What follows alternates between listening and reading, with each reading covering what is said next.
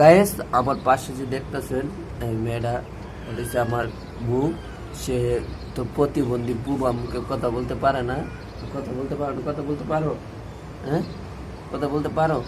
তো ও কথা বলতে পারে না। আপনারা সবাই লাইক করবেন, বেশি বেশি লাইক করবেন।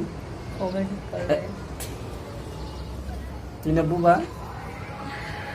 হ্যাঁ, কমেন্ট করবেন কেমনে কইলি? তো ও বুবা ছিল, বুবা ছিল না? যে এখন ভালো গেছে কমেন্টের লাগি। তো আপনাদের কমেন্টের আশায় ওর কি হয়েছে, মানে আগে প্রতিবন্ধী ছিল না, ও কিন্তু আমার সাথে তা অবস্থায় অনেক দিন ধরে কথা কইতেছে না। এখন কথা বলছি কেমনি? হ্যাঁ, তো দেখলেন তাই নিয়ে কত কাহিনী করতাম। হ্যাঁ, বুবা আসলাম আগে। হ্যাঁ, অভিনয় করছো করে কমেন্ট পাওয়ার লাগি। তো বন্ধুরা আসসালামু আলাইকুম, কেমন আছেন সবাই? আপনারা সবাই কি করবেন, আমাদের একটু সাপোর্ট করবেন। আমাদের সাপোর্ট না পেলে কিন্তু আমাদের ভিডিও বানানোর অনুপ্রেরণা থাকে না। বলো, তুমি তো বলো অনুপ্রেরণা। আমি কি তোমার মতো?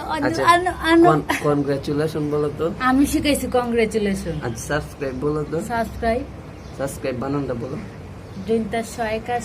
না আচ্ছা ঠিক আছে পাবো।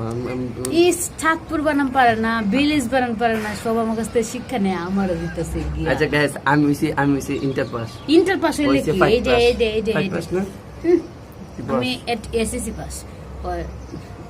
এসএসসি পাস এসএসসি মানে 10 পাস। আচ্ছা আপনারা বলেন, মেট্রিক পাসের যোগ্যতা বেশি থাকবে? যোগ্যতা নামেরই। আমি কিছু জানি না, কিছু জানতে পারি না। আমি কি কইতাম? আগে কনফিডেন্স বানান। কনফিডেন্স